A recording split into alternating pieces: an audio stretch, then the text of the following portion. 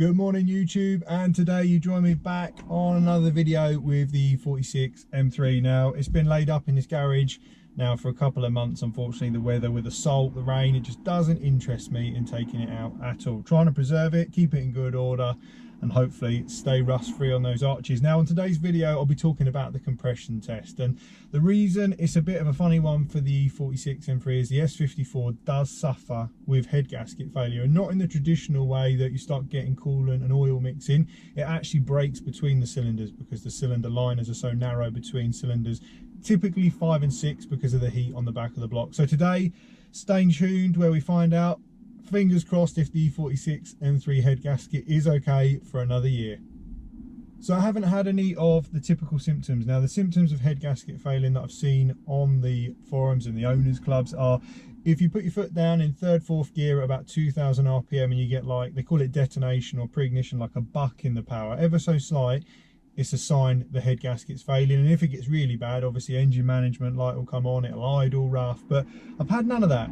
So fingers crossed it's going to be okay. I mean, I've always warmed the car up properly, I've always cooled it down, I've made sure that temperature stays like steady and consistent. There's no sort of rapid changes in temperature from hard driving and then switching it straight off, always let the car cool down. So I'm hoping that in my ownership I've prevented this. I've got no proof of it being done previous, and it has now ticked over the 90,000 mark. So the engine's getting on, you know, it's an old car, 17 years old, it's done the time.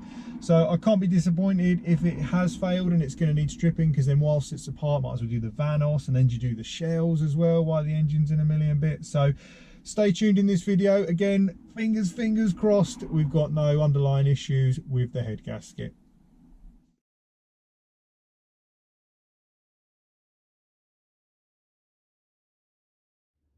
So it doesn't require too many tools for the job. You're going to need a suitable torque wrench that can go to 30 Newton meters, 3/8 ratchet, 10mm socket, 13mm socket, a spark plug socket with a 16mm hex head, T30 Torx bit, 3/8 extension bar, pair of pliers, flathead screwdriver, and obviously your compression tester.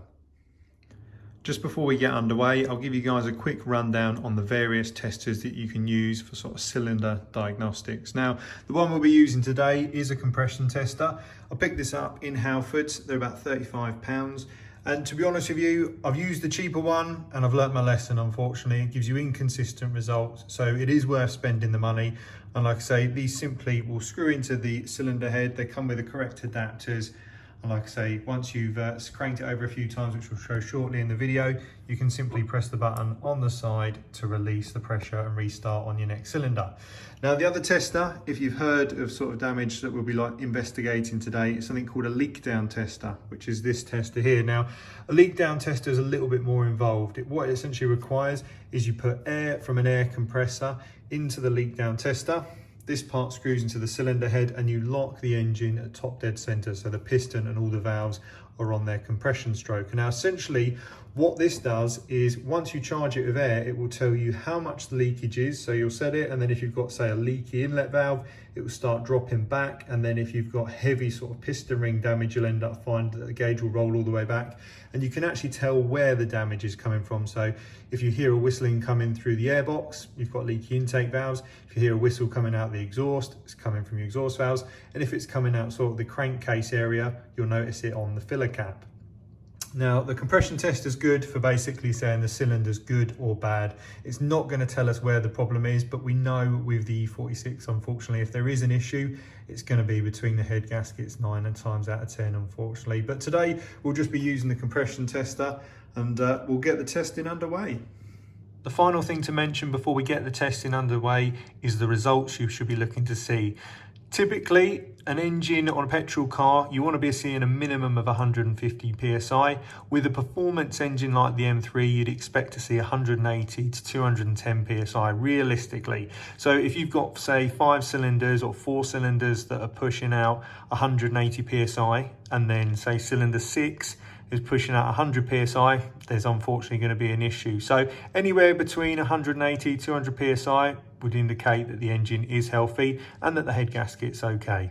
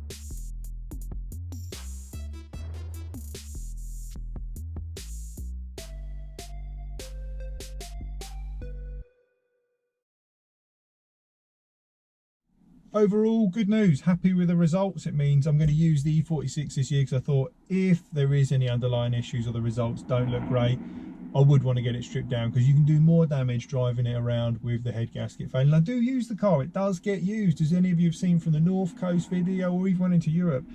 So I always warm it up, properly cool it down, but I do love driving the thing, and that's what it's there to be used for, is enjoyment.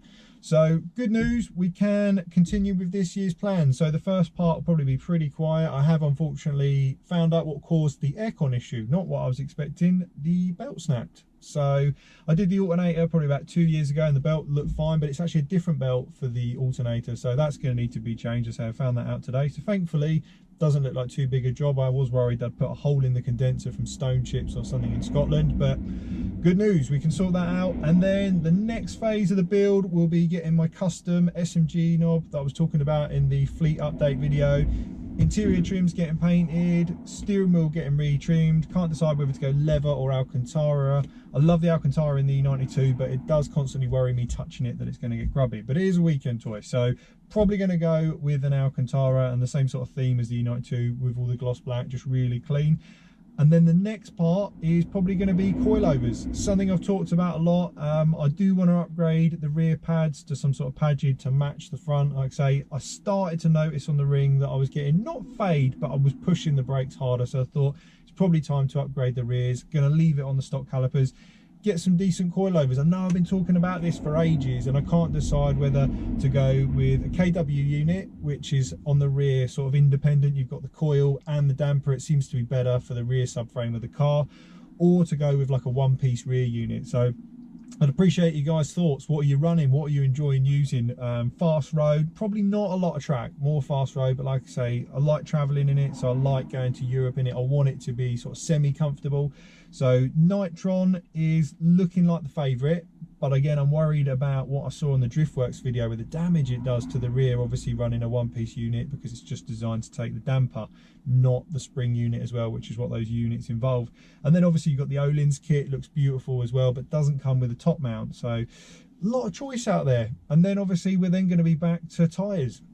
I've still got loads of life left on the tyres on the rear and especially on the front, but the problem I'm running into is they're getting old and they've done a few heat cycles, and I noticed when I was out in it last year they just didn't seem as good. Once you got up to temperature they seemed okay, but they just didn't seem as on it as normal. It was happy to break free really easily, which is good fun when you're in the mood for it, but when I'm going around the ring or something like that, I don't really want it. I want consistency in the handling. So I'm toying with Michelin Cup 2s because it is a weekend car, but again, because I'll be driving across Europe, am I just going to burn them out sitting on toll roads? So I think it's going to be an exciting year for the E46. Obviously we're going to get out and do a few more drives, like I say, get the SMG stick sorted out, get all the interior painted so it should look a bit smarter. And like I say, just sitting in it today, it's been months since I've driven it, and it just brings back such good driving memories being out in this car. I just love everything about it, the seats, the seating position, steering wheel size, the clocks. It is an absolutely fabulous package. But stay with us. Obviously if you enjoyed the video, make sure you give us a like and a subscribe. Until next time, thanks for watching.